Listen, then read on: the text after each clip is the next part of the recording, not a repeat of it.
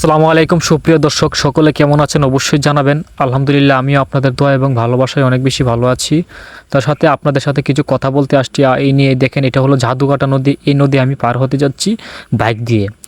এখান দেখেন, জাদুকাটা নদীর উপরে একটি ব্রিজ অনেক দিন ধরেই অবহেলিত, এবং সব মিলিয়ে আমাদের সুনামগঞ্জ অনেক অবহেলিত।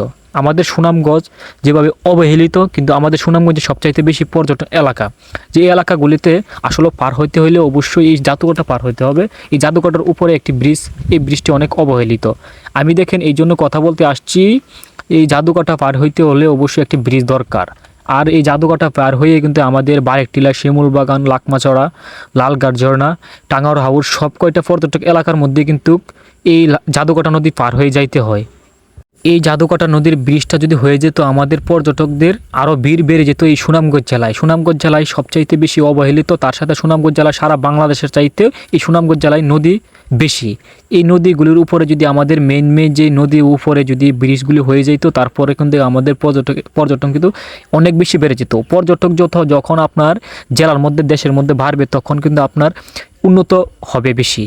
তো এই জন্য আসলে আমি এত বেশি জ্ঞান দিতে চাই না। আমি যতটুকু বুঝতেছি আপনাদেরকে বলতেছি। আপনারা ঊর্ধ্বতন কর্মকর্তা যারা আছেন, অবশ্যই আমাদের এই জেলার দিকে একটু নজর দিবেন। তাহলে কিন্তু আমাদের এই জেলাটা যত বেশি পর্যটক এরিয়া আছে, এই যদি ব্রিজটা আমাদের যদি হয়ে যায়, তাহলে কিন্তু আমাদের পর্যটক বেড়ে যায়। পর্যটক যত বাড়বে, তত উন্নতর দিকে আমরা যাইতে পারবো। দেখেন, অনেক দূর ভালো আমি পার হইতেছি, এখনও কিন্তু আমি ব্রিজ পাইতেছি না। ব্রিজ বলতে আমাদের এখানে অস্থায়ী একটি ব্রিজ হয়েছে। এই অস্থায়ী ব্রিজের জন্য আমরা সামনের দিকে আগাইতেছি।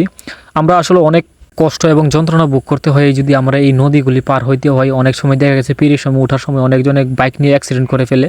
আসলে তবুও তো আমরা পর্যটক যারা ঘুরতে ভালোবাসি, এই পর্যটক এরিয়াগুলো দেখতে ভালোবাসি, আমরা কিন্তু তবু অনেক কষ্টের পর চলে আসি।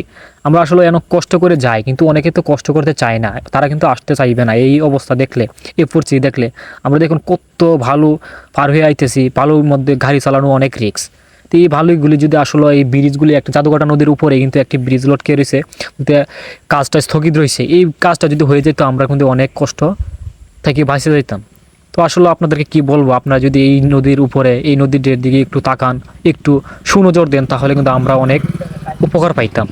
যাই হোক, সব মিলে একটি কথা বলতে চাই, আমাদের সুনামগঞ্জ জেলা অনেক পর্যটক একটি এরিয়া। তো সুনামগঞ্জ জেলাটার দিকে একটু নজর দিবেন, বিশেষ করে আমাদের এই জাদুকাটা নদীর উপরের ব্রিজটার দিকে একটু নজর দিবেন। তাহলে কিন্তু আমাদের শিমুল বাগান, ভারেকটিলা, নীলাদ্রি লেক, লাকমাচড়া, লালগাড় ঝর্ণা অতি সহজে আমরা দেখতে পারবো। এই ব্রিজটা যদি হয়ে যায়, তাহলে অনেক পর্যটক বেড়ে যাবে। যাই হোক, আপনারা এই অস্থায়ী ব্রিজটা দেখুন, যে আমাদের জাদুকাটা নদীর উপরে যে অস্থায়ী ব্রিজটা হয়েছে, এই ব্রিজটা কিন্তু আমরা এই যারা আসলে বানাইছেন তাদেরকে অসংখ্য ধন্যবাদ। দেখেন, আমাদের এই ফেরি নৌকার জন্য অনেক অপেক্ষা করতে হইতো, এখন কিন্তু আর সেই অপেক্ষাটা করতে হচ্ছে না।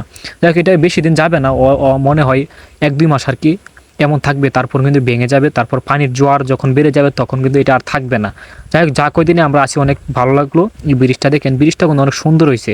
যাই হোক, আপনারা যারা এই পুরো ভিডিওটা দেখছেন, সকলকে অসংখ্য ধন্যবাদ। আমাদের জাদুকাটা নদীর এই অস্থায়ী ব্রিজটা দেখুন কত সুন্দর। যাই হোক, অবশেষে আমরা ওই পার চলে আসলাম। এখন কিন্তু আমরা উঠে যাব বারেকটিলা। তারপর বারেকটিলার সব কয়টা সুন্দর ভিউ আপনাদেরকে দেখানোর চেষ্টা করব। যারা এই পুরো ভিডিওটা দেখছেন, সকলকে অসংখ্য ধন্যবাদ। ভালো থাকবেন, সুস্থ থাকবেন।